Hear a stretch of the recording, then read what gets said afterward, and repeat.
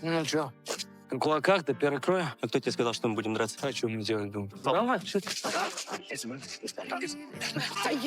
Что вы делаете, дегенерат? Теперь не такой крутой. Думал, на ее отца все спихнуть. Бабки не помогли решить вопрос. Я видео с регистратора видел, отец на встречку выехал. Возьмите, посмотрите, если не верите. Телефон в кармане.